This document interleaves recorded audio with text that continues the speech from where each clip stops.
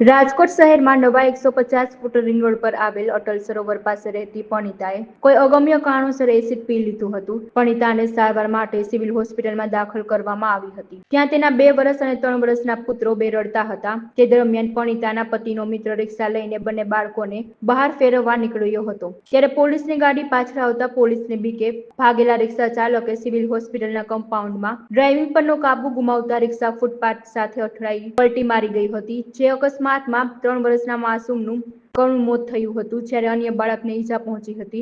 બાળકના મોતથી પરિવારમાં શોકનો માહોલ છવાયો. આ બનાવ અંગે પોલીસમાંથી જાણવા મળતી વિગતો અનુસાર અટલ સરોવર નજીક આવેલ પરશુરામ મંદિર પાસે રહેતા વીર ઉર્ફ કો રાધેભાઈ પરમાર અને ઈશાન ઉર્ફ હુતી રાધેભાઈ પરમાર રાત્રિના 12:30 વાગ્યાના અરસામાં સાગર ધોળકિયાની રિક્ષામાં બેસીને જઈ રહ્યા હતા. ત્યારે સિવિલ હોસ્પિટલના ગેટ અંદર રિક્ષા પલટી મારી જતા અકસ્માત સર્જાયો હતો. અકસ્માતના પગલે લોકોના ટોળેટોળા એકઠા થઈ ગયા હતા. રિક્ષા સવાર બંને માસૂમને ગંભીર ઈજા પહોંચતા તાત્કાલિક સિવિલ હોસ્પિટલના ઇમરજન્સી વિભાગમાં દાખલ કરવામાં આવ્યા. જ્યાં ગંભીર રીતે ઘવાયેલા વીર ઉર્ફ કોકો પરમાર નામના 3 વર્ષના માસૂમનું મોત થયું હતું. આ બનાવથી પરિવારમાં શોકનો માહોલ છવાયો.